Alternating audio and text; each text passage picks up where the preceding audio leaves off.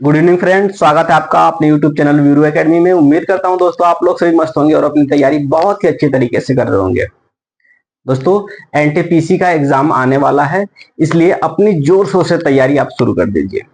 तो हम कहाँ थे, वहां अपने टॉपिक पे चलते हैं। मैं आपको पढ़ा दिया था डीएनए के बारे में। डीएनए का फुल फॉर्म होता है डी ऑक्सीराइबोज न्यूक्लिक एसिड। आज हम जानेंगे आरएनए के बारे में। एक बार थोड़ी सी रिवीजन कर लेते हैं डीएनए के बारे में। चलिए दोस्तों, डीएनए से आरएनए बनने की जो प्रक्रिया होती है वह क्या कहलाती है? ट्रांसक्रिप्शन कहलाती है। आरएनए से दोबारा डीएनए बनने की जो प्रक्रिया होती है वह रिवर्स ट्रांसक्रिप्शन कहलाती है। एक बार देख लीजिए आप, जो डीएनए होता है दोस्तों, डीएनए डीएनए से पहले तो आरएनए बनेगा। आरएनए आरएनए का फुल फॉर्म होता है राइबोज न्यूक्लिक एसिड। इसका फंक्शन हम जान लेते हैं क्या होता है। इसका फंक्शन होता है प्रोटीन की सिंथेसिस में मदद करना, यानी हेल्प करना।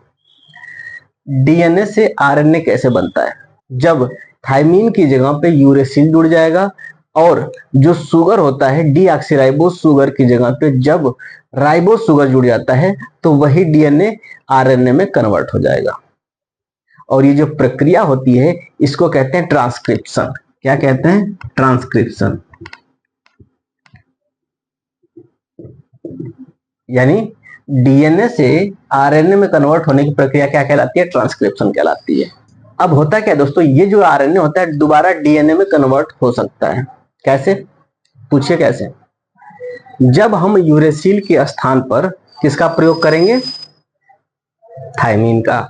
और राइबोज शुगर के स्थान पर किसका प्रयोग करेंगे? डीऑक्सीराइबोज शुगर का जब प्रयोग कर देंगे तो आरएनए किस में कन्वर्ट हो जाएगा? डीएनए में। तो ये प्रक्रिया जो होती है ये रिवर्स हो जाती है ट्रांसक्रिप्शन का। इस वजह से इस प्रक्रिया को रिवर्स ट्रांसक्रिप्शन कहते हैं।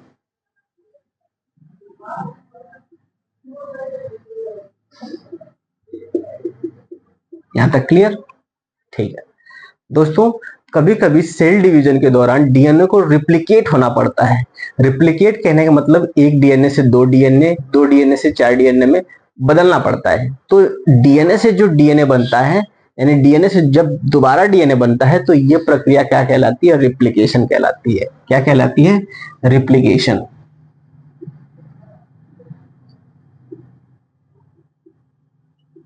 ठीक है, यह प्रक्रिया क्या कहलाती है? रिप्लिकेशन। अब आरएनए से जब प्रोटीन बन जाता है टूट करके तो ये प्रक्रिया क्या कहलाती है? ट्रांसलेशन कहलाती है। क्या कहलाती है? ट्रांसलेशन।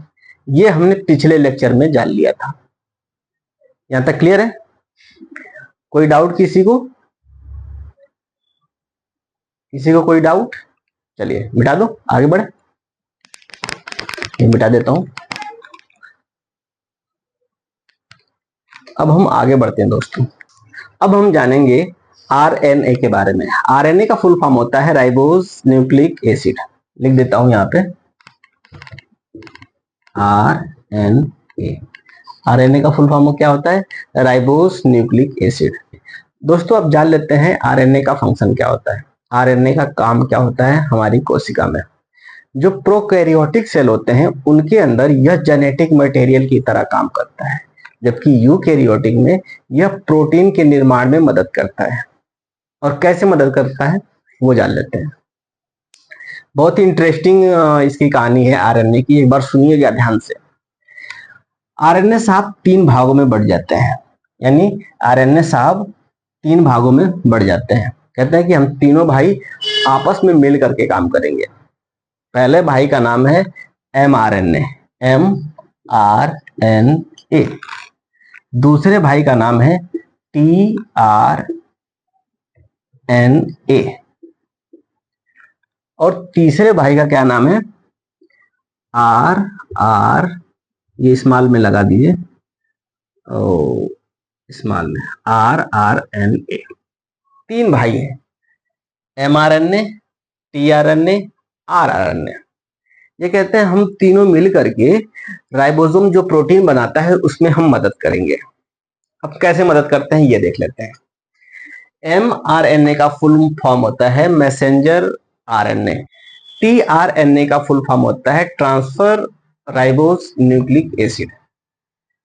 आरआरएनए का मतलब होता है ribosomal ribose nucleic acid. Ribosomal ribose nucleic acid, ये तीनों भाई हैं। तीनों भाई कहते हैं कि हम मिल करके किसका निर्माण करेंगे, प्रोटीन के निर्माण में मदद करेंगे। निर्माण नहीं करेंगे, निर्माण में मदद करेंगे। चलिए अब जान लेते हैं कि ये तीनों भाई कैसे काम करेंगे। हम कोई खाना खाते हैं या पानी पीते हैं, वह हमारे बक्कल कैविटी के रास्ते हमारे ओसोफेगस में आएगा, फिर हमारे स्टोमच में आएगा, फिर स्मॉल इंटेस्टाइन, फिर लार्ज इंटेस्टाइन के थ्रू, एनस के थ्रू बाहर निकल जाएगा। अब इन रास्तों से होकर के जब खाना निकलेगा, जब छोटी आंत में खाना पहुंचेगा, तो वहां पर खाने का पूर्ण रूप से डाइजेशन भी हो चुका है और वहीं पे खाने का एब्जॉर्प्शन भी शुरू हो जाएगा। यानी छोटी आंत में खाने का एब्जॉर्प्शन शुरू हो जाएगा। एब्जॉर्प्शन कहने का अर्थ यह है अवशोषण। उसके अंदर जो भी पोषक पदार्थ रहेगा, स्मॉल इंटेस्टाइन में पाए जाने वाले विलाई की मदद से उन सारे पोषक तत्वों को एब्जॉर्ब करके ब्लड में मिला लिया जाता है। जबकि पानी की बात करें तो पानी का अवशोषण हमारे बड़ी आंत में होता है। यदि पानी का अवशोषण यदि छोटी आंत में हो जाएगा तो क्या दिक्कत हो जाएगी दोस्तों, बहुत बड़ी दिक्कत हो जाएगी, ब्लंडर मिस्टेक हो जाएगा। कैसे? क्योंकि खाना को आगे बढ़ने के लिए लिक्विड या चिपचिपा होना बहुत ही आवश्यक है, तभी क्रमाकुंचन गति के कारण वह बाहर जा पाएगा या आगे बढ़ पाएगा। यदि पानी का अवशोषण छोटी आंत में ही हो जाएगा तो खाना आगे बढ़ पाएगा? मेरे हिसाब से तो नहीं। मेरे हिसाब से क्या, साइंस के हिसाब से बढ़ ही नहीं पाएगा। इसका मतलब ये हो जाएगा, या तो एसिडिटी हो जाएगी या फिर लार्ज इंटेस्टाइन या स्मॉल इंटेस्टाइन खराब होने के चांसेस हो सकते हैं। तो जब खाना का अवशोषण हो गया है, पानी का अवशोषण हो गया है, तो उसको किस में मिला दिया जाता है? ब्लड में। अब मान लेते हैं कि ये एक रास्ता है जिसके अंदर से ब्लड होकर के जाएगा। अब ये आरबीसी हो गया, डब्ल्यूबीसी हो गया। बोला था मैं आपको कि जो ब्लड होता है उसमें दो भागों में बटा होता है, पहला सॉलिड पार्ट और दूसरा लिक्विड पार्ट। लिक्विड पार्ट में प्लाज्मा वगैरह होता है और सॉलिड पार्ट में क्या होता है? आरबीसी, डब्ल्यूबीसी और प्लेटलेट्स वगैरह होते हैं। तो आरबीसी हो गया, डब्ल्यूबीसी हो गया, प्लेटलेट्स हो गया, प्लाज्मा हो गया, फूड के पार्टिकल्स हो गए, जितने भी पार्टिकल्स होते हैं, या अमीनो एसिड वगैरह जो होते हैं, वो ऐसे जाते हैं और ये डायरेक्शन इधर की तरफ है ब्लड का। और एमआरएनए, ये कोशिका है मान लीजिए, ये क्या है? सेल है, और हर सेल के पास ऑक्सीजन ले जाना होता है ब्लड को, तो जाहिर सी बात है सेल से टच होकर के सारी चीजें जाएंगी। तो यहीं पे एमआरएनए बैठा होता है और ऐसे ये मुंडी नीचे करके देखता रहता है। ये मान लीजिए कि कोशिका है, कोशिका से बाहर इसने मुंह निकाला हुआ है और ये इसकी आंख है। सही है? दिख रहा होगा। अब देखता है कि ये आरबीसी है, ये हमारे काम की चीज नहीं है, और ये इसके पास हाथ है, ये इसके पास हाथ है, हाथ भी बना दिया हमने। और ये, हाँ ऐसे बना देता हूँ समझने के लिए आपको, पैर वगैरह सब बना देता हूँ। ठीक, ये एमआरएनए है और इसके पास ये दो हाथ है पकड़ने के लिए। समझ में आ रहा है? ठीक है। अब होता क्या है दोस्तों, ये आरबीसी वगैरह को जाना देता है, ये जितने भी फूड होते हैं। अब फूड की बात मैं क्यों कर रहा हूं? क्योंकि जो प्रोटीन होता है दोस्तों, प्रोटीन जो होता है, यहां देखना, यहां ध्यान से देखना, प्रोटीन जो होता है वह कितने अमीनो एसिड से मिलकर बना होता है? 20 अमीनो एसिड से मिलकर के क्या बनाता है? एक प्रोटीन का निर्माण करता है। वहां तक क्लियर है आपको? यानी 20 अमीनो एसिड मिलकर के एक प्रोटीन का निर्माण कराएंगे। अब 10 और 10 हमने क्यों लिखा है? 10 जो एमिनो एसिड होते हैं वो हमारी बॉडी खुद सिंथेसाइज कर लेती है, यानी 10 अमीनो एसिड का निर्माण हमारी बॉडी खुद कर लेती है। बाकी जो 10 अमीनो एसिड होते हैं वो भोजन से प्राप्त करता है। कहां से प्राप्त होता है?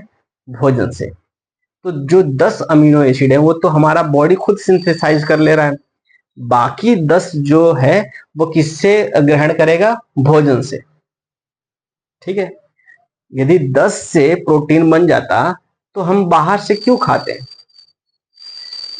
20 अमीनो एसिड मिलकर ही प्रोटीन का निर्माण करेगी। जैसे 38 एटीपी मिलकर क्या बना रहा था? एक ग्लूकोज बना रहा था। ठीक वैसे ही 20 अमीनो एसिड मिलकर क्या बनाएगा? एक प्रोटीन का निर्माण करेगा। 10 अमीनो एसिड हमारे बॉडी द्वारा निर्मित होते हैं, बाकी 10 अमीनो एसिड के लिए हमें खाना खाना पड़ता है। अब यहां ध्यान दीजिए, खाना डाइजेशन हो चुका है, ब्लड में मिला दिया है, ब्लड ये जा रहा है, ब्लड ये रहा, ये रहा। अब ये mRNA क्या करता है? इस भोजन, मान लेते हैं ये फूड है, क्या है? फूड है, फूड यानी भोजन। भोजन में मौजूद अमीनो एसिड को ये क्या कर लेता है? पकड़ लेता है। अमीनो एसिड को पकड़ने के बाद ये किसको दे देता है? अब ये खुद तो लेके जाएगा नहीं, क्यों नहीं लेके जाएगा? किसके पास?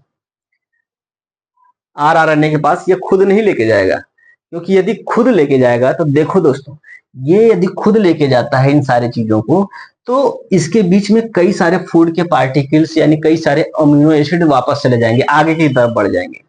तो क्या इस कोशिका को पोषण मिल पाएगा? नहीं। जब कोशिका को पोषण नहीं मिल पाएगा तो वह कुपोषण का शिकार हो जाएगा। क्या मैं आपको समझा पा रहा हूं? चलिए ठीक है, फिर से दोस्तों, जो हम खाना खाते हैं डाइजेशन के बाद वो ब्लड में मिला दिया जाता है। यहां तक क्लियर है दोस्तों? जो हम खाना खाते हैं वो खाना खाने के बाद डाइजेशन होता है, डाइजेशन होने के बाद वो ब्लड में मिला दिया जाता है, और ब्लड में मिलाने के बाद ब्लड यहाँ पे आ चुका है। ब्लड में हमने जाना था कि सॉलिड पार्ट भी पाए जाते हैं और लिक्विड पार्ट भी पाए जाते हैं। सॉलिड पार्ट में आरबीसी, डब्ल्यूबीसी, प्लेटलेट्स आ जाएंगे, जबकि लिक्विड पार्ट में, लिक्विड भाग में क्या आ जाएगा? प्लाज्मा आ जाएगा। तो इसमें सारे चीज मिले होते हैं, इसमें खाना भी होता है जिसमें अमीनो एसिड मौजूद होता है। ठीक है, अब ये खाना आ रहा होता है आगे, अमीनो एसिड को ये सिर्फ पकड़ता है, यानी भोजन में मौजूद अमीनो एसिड को पकड़ता है, बाकी सारे को जाने देता है। अमीनो एसिड को इसने पकड़ लिया। अब यदि ये अमीनो एसिड को यदि यहां पे लेके जाए, यहां पे लेके जाए, तो इसके बीच से कई सारे भोजन के कण वापस आगे नहीं बढ़ जाएंगे? तो ये तो छूट जाएगा। जब ये छूट जाएगा तो ये कुपोषण का शिकार हो जाएगा कोशिका। तो ये क्या करता है?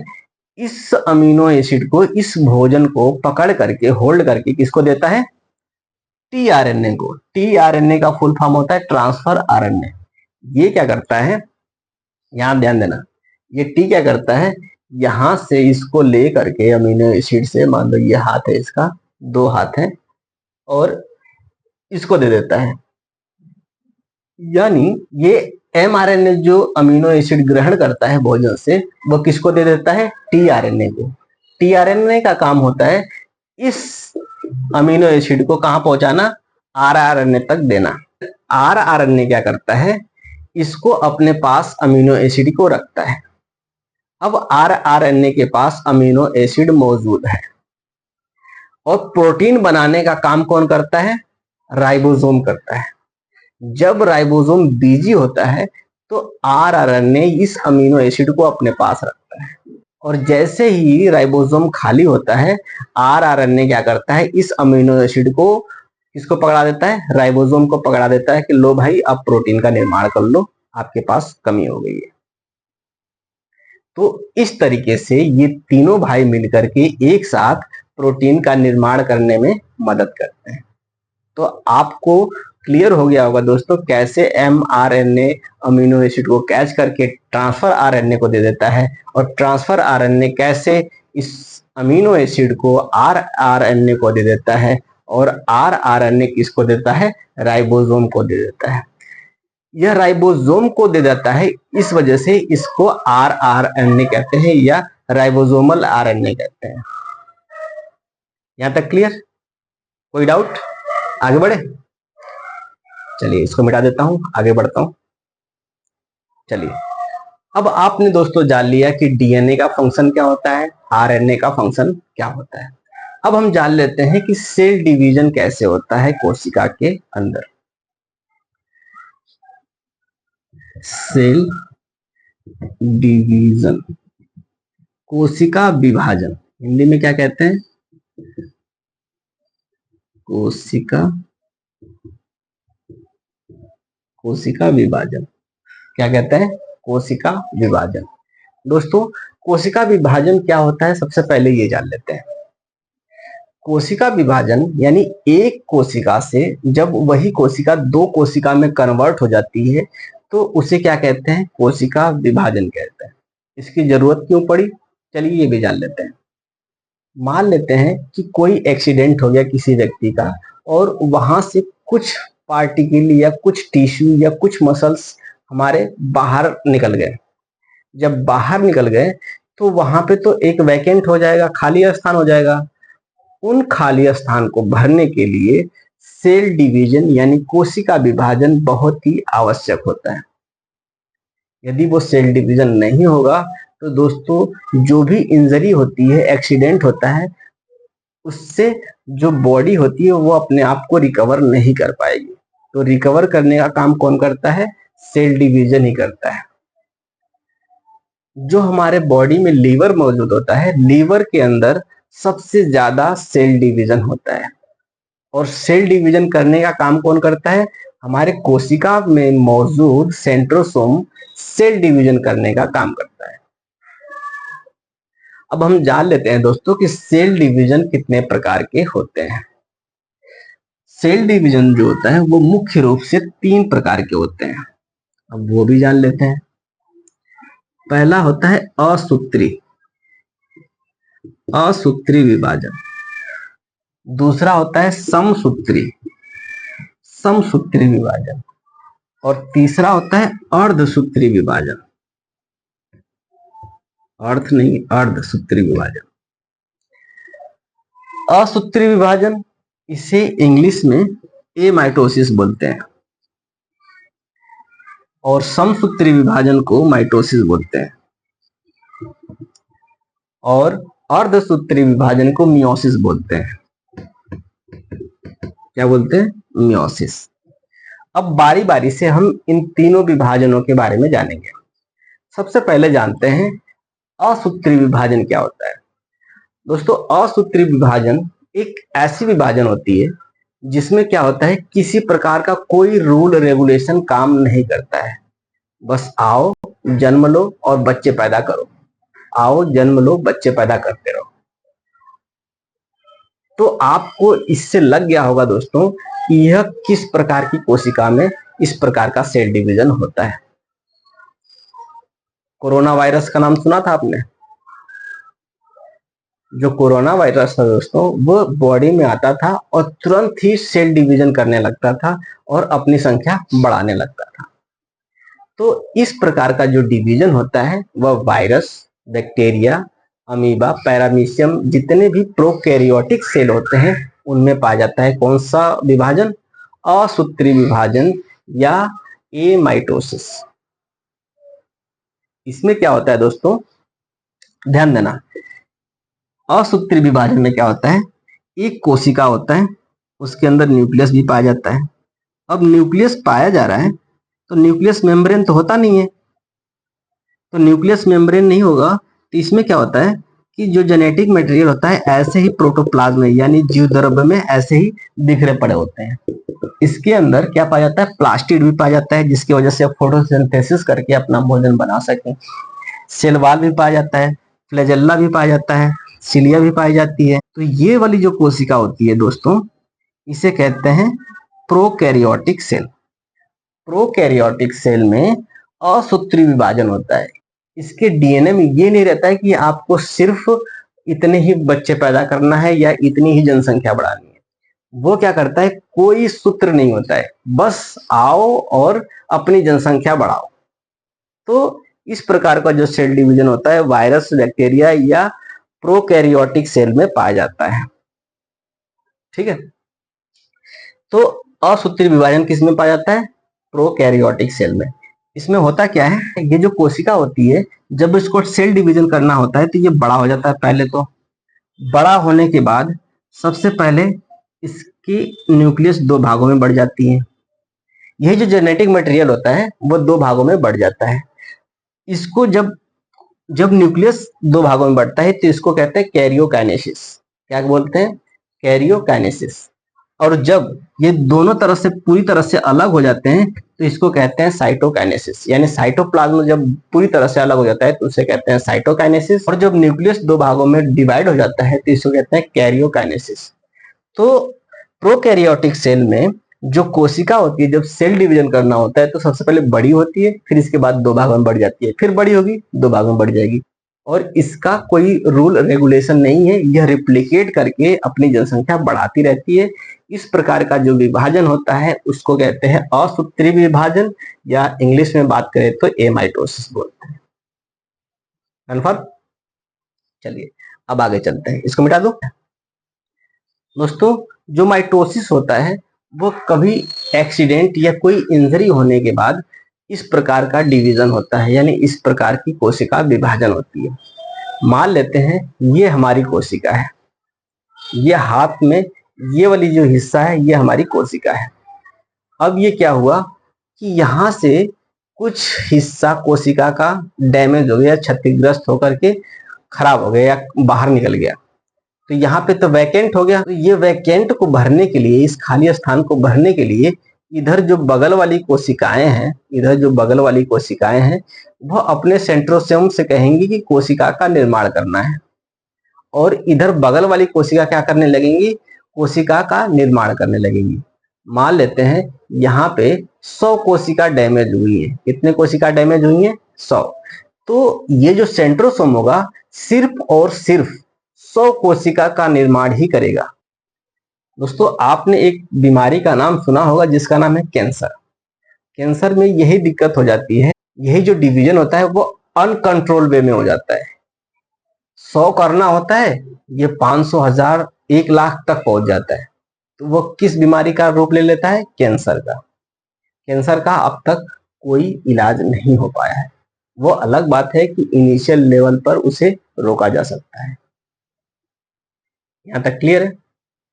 तो हमने देखा दोस्तों कि जो समसूत्री विभाजन होता है उसमें उतने ही कोशिका का निर्माण होता है, उतने ही सेल का निर्माण होता है जितने की सेल डैमेज होते हैं। यह हमारे शरीर के हर अंगों में यही कोशिका पाई जाती है। ठीक है, आज बहुत गर्मी है दोस्तों, आगे बढ़े। तो आपने देख लिया एमाइटोसिस यानी असूत्री विभाजन, माइटोसिस यानी समसूत्री विभाजन। अब हम जान लेते हैं मियोसिस। मियोसिस में जानने से पहले हम दोस्तों ये जान लेते हैं, ये जो समसूत्री विभाजन होता है यह कई चरणों में होता है, कोई एक चरण में नहीं होता है। यदि उन चरणों की बात करें तो लगभग 5 फेज में ये कंप्लीट हो जाता है समसूत्री विभाजन। पहला फेज होता है interphase, prophase, metaphase, anaphase, telophase. वो अलग बात है कि जब न्यूक्लियस डिवाइड होता है तो उसको ये कहते हैं, साइटोप्लाज्म में डिवाइड होता है तो ये कहते हैं।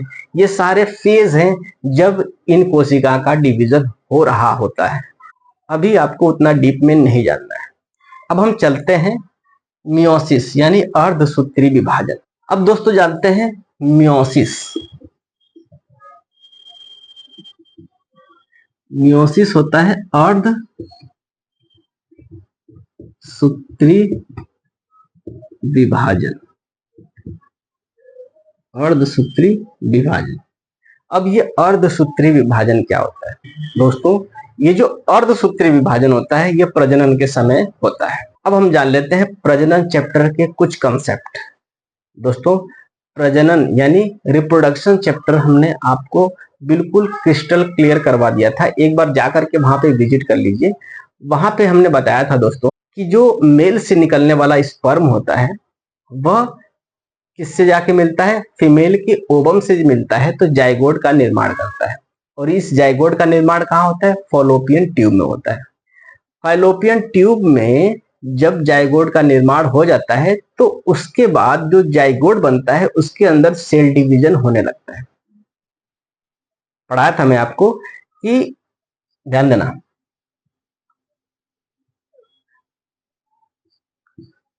देखो हमने बताया था दोस्तों, यही डायग्राम था लगभग।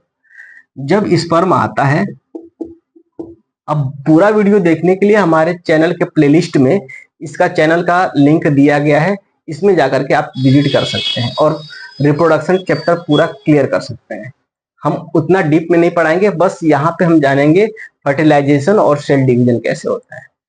ठीक है, तो ये स्पर्म आ रहा होता है, स्पर्म आ रहा होता है और यहाँ पे जो ओवम होता है फीमेल का फॉलोपियन ट्यूब में एडल्ट यानी मैच्योर कंडीशन में मौजूद होता है।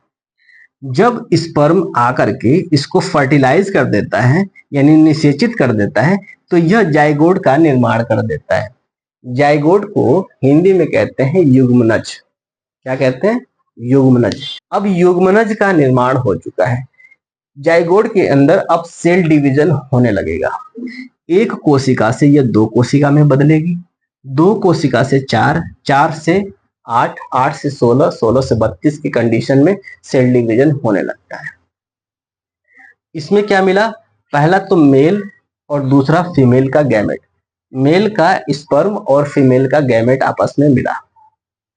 तो यहाँ पे क्या होता है, लिंग जो होता है, अब इसको मिटा दूं, ये तो हमने जान लिया, चलिए इसको यहीं रहने देता हूं, यहां पे बता देता हूं।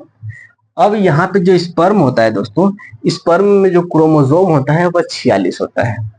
यानी मेल में जो स्पर्म होता है उसमें कितना होता है गुणसूत्र? 46। और फीमेल में भी कितना होता है? फीमेल के अंदर कितना क्रोमोसोम होता है? 46। यदि बात करें पेयर की तो 23 पेयर क्रोमोसोम पाया जाता है दोनों में, मेल और फीमेल दोनों में। ठीक है, यहां तक क्लियर? अब ये 46 जो होता है दोस्तों, इसमें 44 जो होता है वो कॉमन होता है, इस वजह से इसे कहते हैं ऑटोसोम।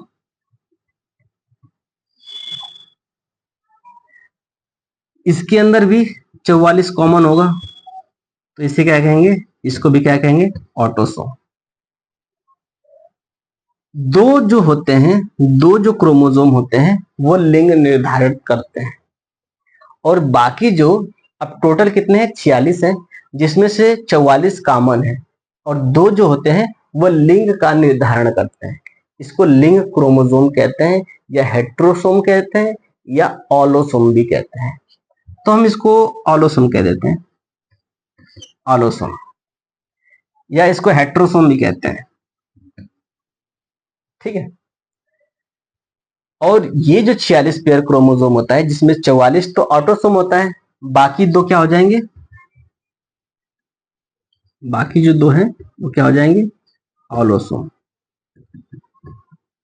या हेट्रोसोम। ये दोनों कॉमन नहीं होते हैं, ये क्या करते हैं? लिंग का निर्धारण करते हैं किसी भी बेबी के अंदर। अब होता क्या है दोस्तों, ये ऑटोसोम जो होता है ये पूरे बॉडी का निर्माण करता है, पूरे बॉडी का निर्माण करता है। ये भी क्या करेगा? पूरे बॉडी का निर्माण करेगा। आपको दिखाई दे रहा है दोस्तों? तो यहाँ पे फिर से जान लीजिए, मेल के अंदर कितने क्रोमोसोम पाए जाते हैं? 46। यदि पेयर की बात करें तो 23 पेयर, जिसमें से 44 जो क्रोमोसोम होता है, 22 पेयर जो होता है वो ऑटोसोम कहते हैं, और एक पेयर यानी दो जो क्रोमोसोम होते हैं उसे हेट्रोसोम कहते हैं या ऑलोसोम कहते हैं। यह लिंग का निर्धारण करते हैं, यह ऑटोसोम से अलग होते हैं। ठीक वैसे ही फीमेल के अंदर भी होता है, 44 क्रोमोसोम होते हैं जिसे ऑटोसोम कहते हैं। पेयर की बात करें तो 22 पेयर ऑटोसोम होते हैं और एक पेयर लिंग निर्धारण करने वाले क्रोमोसोम होते हैं। ये मिटा दूं? कोई ना, ये भी मिटा देता हूं ताकि आपको समझ में आ जाएगा। ठीक, अब ध्यान देना दोस्तों, जब चाइल्ड का निर्माण होगा, ध्यान देना, जब चाइल्ड का निर्माण होगा तो ये 44 जो ऑटोसोम होगा, 44 में से आधा यानी 22, और ये जो लिंग निर्धारित करने वाला क्रोमोसोम होता है दो, दो में से आधा यानी एक, टोटल कितने हो गए? 23। ये दिख रहा होगा? ठीक, अब यहां देखिए दोस्तों, फीमेल में भी ठीक वैसे ही होता है, 44 में से 22 और इसमें से एक, टोटल कितने हो गए? 23।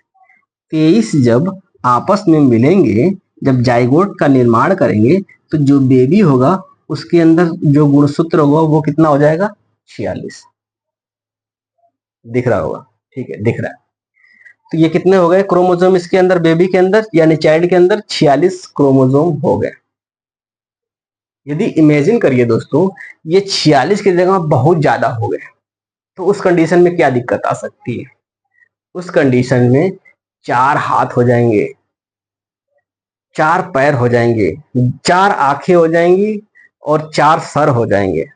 इस वजह से ये क्या होता है, अर्धसूत्री विभाजन होता है। यदि अर्धसूत्री विभाजन नहीं होता, अर्धसूत्री विभाजन कहने का मतलब ये जो ऑटोसोम है उसका आधा, ये जो लिंक क्रोमोसोम है उसका आधा, और ये जो ऑटोसोम है इसका आधा, और ये इसका आधा जो चाइल्ड में होता है वह 46 पेयर क्रोमोसोम ही पहुंचता है। इस वजह से इसको अर्धसूत्री विभाजन कहते हैं। यदि अर्धसूत्री विभाजन नहीं होगा तो वह संतान नहीं शैतान पैदा होगा। होता है ना कभी कभी ऐसा हो जाता है। आपने देखा होगा दोस्तों कि एक क्रोमोसोम के आगे या पीछे होने की वजह से क्या होता है, ट्रांसजेंडर पैदा हो जाते हैं।